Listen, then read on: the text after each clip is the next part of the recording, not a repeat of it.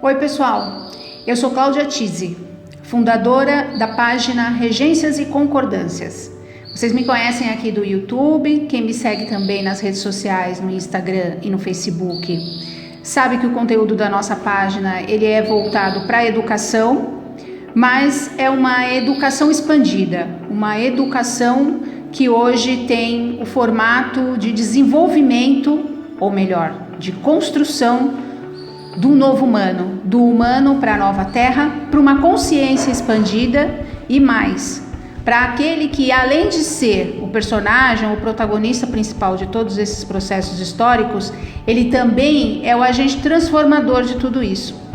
Então, nos nossos últimos vídeos, nós viemos conversando sobre alguns elementos históricos, da importância da disciplina de história, para explicar um dos desenvolvimentos mais importantes que tivemos, os quais trouxeram a gente até aos dias atuais.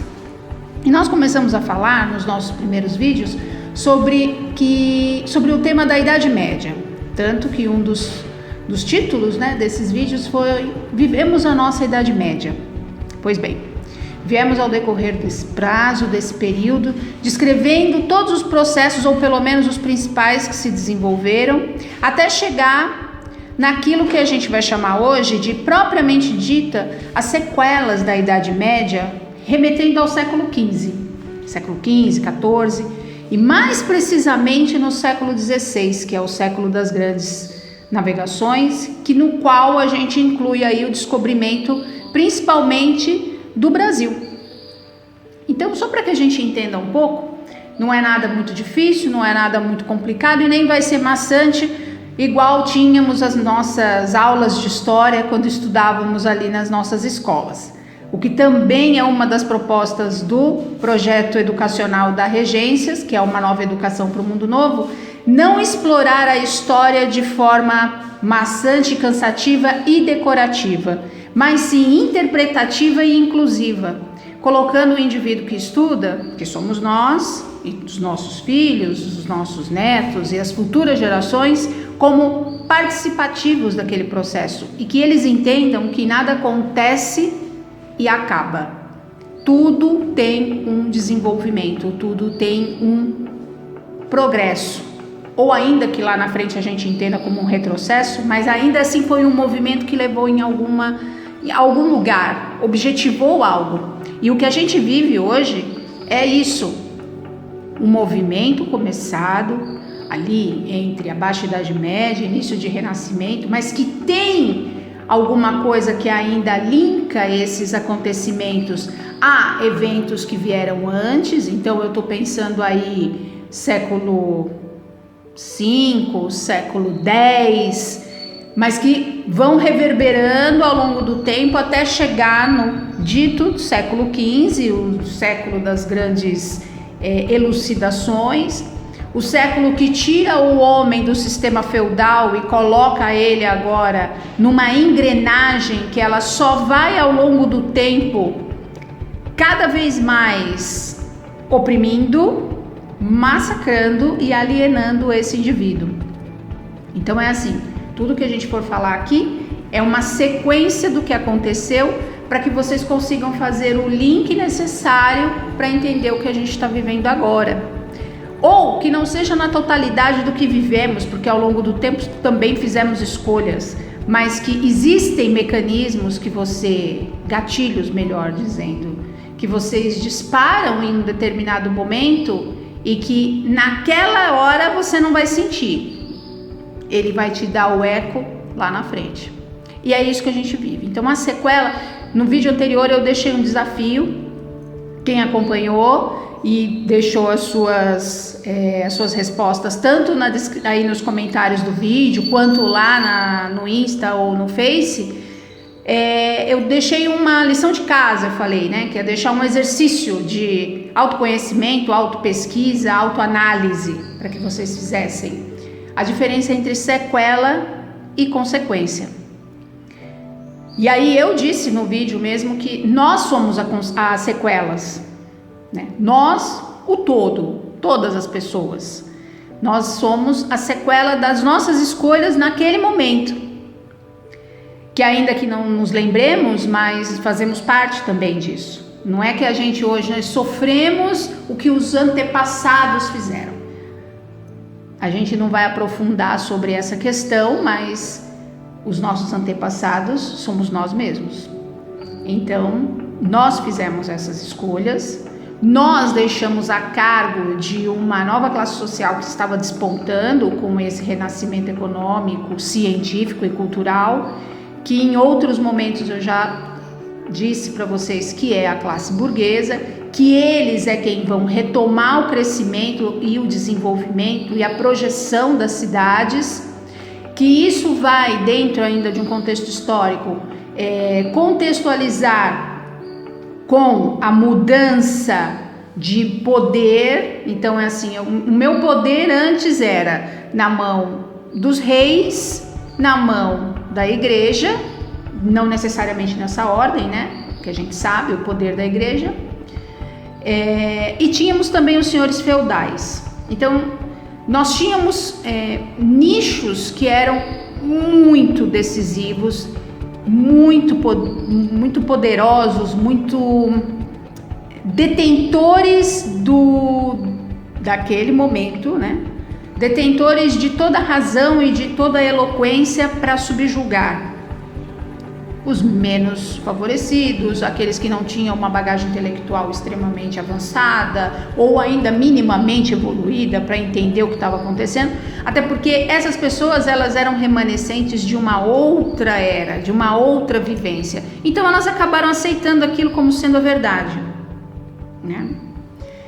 E eles tiveram um campo vasto para poder articular as ideias, aplicar os planos, arquitetar tudo de uma maneira que esse indivíduo, né, a ponta disso tudo, ele olhasse aquela grandiosidade que estava por trás e falasse: eu não tenho poder contra esse sistema, então o que eu vou fazer? Dentro do que era um trabalho servil, um trabalho que não tinha perspectiva de mudança, e esse que pelo menos eu tenho um salário, pelo menos eu vou ter um pagamento pela aplicação da minha força de trabalho, então eu acho que eu estou fazendo uma escolha assim, eu estou trocando o melhor. Foi aí que houve a derrocada, ali começou a derrocada do que vem até hoje. Quando você vende o seu tempo, a sua força, alienar, isso daí é inalienável, isso daí não tem preço, o seu tempo não tem preço. A sua força de trabalho não tem preço, porque se a gente levar isso para um contexto epistemológico, tempo e força são dois substantivos abstratos. E em língua portuguesa a gente fala que substantivo abstrato é aquele que a gente expressa pelas emoções, pelas ações, e isso não é palpável. Então como é que você pode mensurar algo que não é palpável? Como você mede o amor? Como você mede a alegria? Como você mede o medo? Você não tem como medir o medo. Você também não tem como medir o tempo. Você não tem como medir a sua força de trabalho. Porque não é o produto em si. É o tempo que você gasta para produzir aquilo. E a isso nós aceitamos que fosse colocado um cifrão. E foi essa escolha que trouxe muitos ou todos nós até aqui. Só que ao longo do tempo ela foi sofrendo mutações, tal qual a gente está vendo aí com essa nossa realidade, né? Você tem um início de uma forma, né? Aí você tem as variações dessa pandemia, você tem as variações desse elemento que vem e começa a trazer de uma forma os sintomas, e aí a forma como você vai tratá-lo é uma, aí você vai em outro país, ele já tem outra mutação, ele vai para outro continente, ele já mutou de novo, aí ele dentro da própria mutação já tem uma outra mudança. Então é a mesma coisa que acontece com o sistema, ele vai se adaptando a ele próprio, então ele vai buscando dentro dele mesmo aonde ele pode mudar sem perder a força que ele tem. Então ele vai se tornando cada vez mais agressivo, cada vez mais impositivo, cada vez mais opressor. E nós vamos dentro desse redemoinho e não estamos percebendo muitas vezes o que está acontecendo, porque a gente só tem uma questão que temos assim como a principal de todas, a sobrevivência. Nenhum de nós foi criado pela fonte criadora, pelo Ser Supremo, pelo Eu Sou, para sermos sobreviventes. Nenhum de nós fomos criados para isso. Nós fomos criados para viver, transcender e não sobreviver.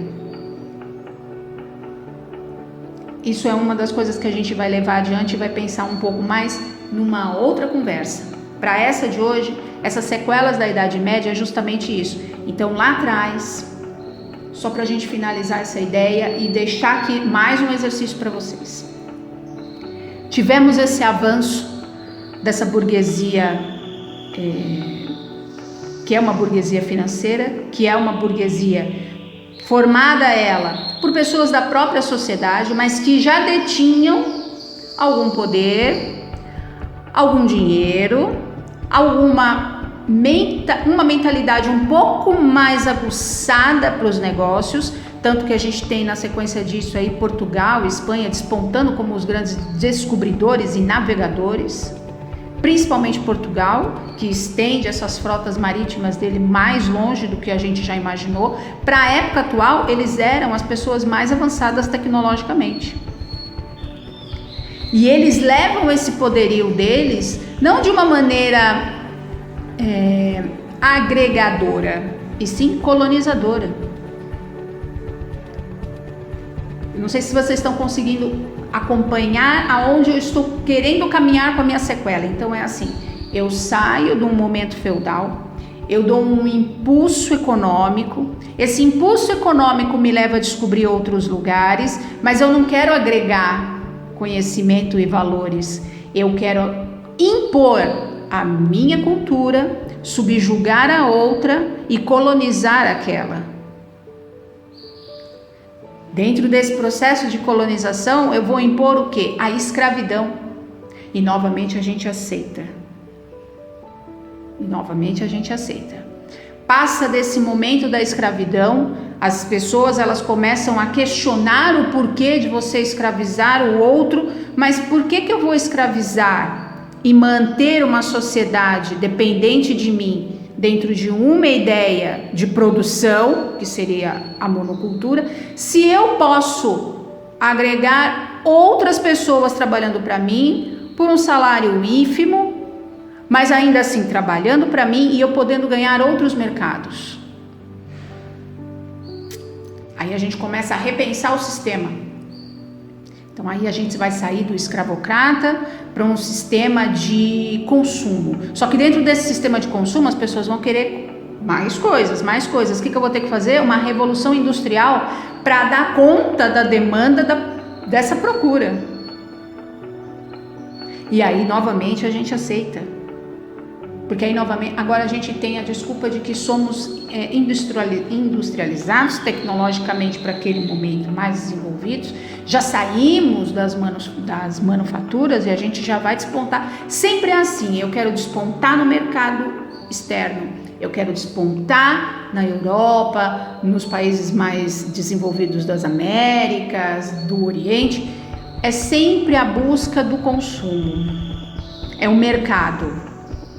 Só que quem está na base disso tudo, ele permite ser alienado. Porque na cabeça, o que foi colocado de uma forma muito bem estruturada, é que hoje ele trabalha na fábrica, vendendo a força dele, por um salário X. Se ele se esforçar muito, for uma pessoa focada e determinada, amanhã ele pode ter uma fábrica igual a que ele trabalha. Então, o homem, nós, a humanidade, sempre estivemos e estamos até agora, trabalhando, objetivando ser o quê? O dono da fábrica. E a gente não vê que a gente já ganhou, a gente não olha que a gente constituiu uma família, a gente não olha que temos saúde, a gente não percebe que conseguiu agregar valores que jamais serão tirados de nós, que nós temos o nosso conhecimento da nossa profissão e que isso é valioso, mas a gente vende por qualquer valor, porque a gente está objetivando ser o dono da fábrica. E esse é o discurso. Sermos donos do quê e para quê? Se aquilo que temos e que já nos pertence a gente não valoriza. Eu não sei se vocês conseguiram alcançar todas essas informações, então eu vou deixar aqui o vídeo, não vou fazer ele muito extenso, para que vocês ouçam, para que vocês façam uma catarse, uma autoanálise, e aí vocês deixem aí no comentário, tanto desse vídeo, quanto lá nas redes sociais, no Insta e no Face, coloca para mim, me deixa participar com vocês desse momento de introspecção daquilo que vocês entendem como sendo participativos, personagens principais da história da nossa vida. Essa é a nossa vida, essa é a nossa história. Certo? Eu vejo vocês então no próximo vídeo. Até lá, siga-nos nas redes sociais. Tchau, tchau.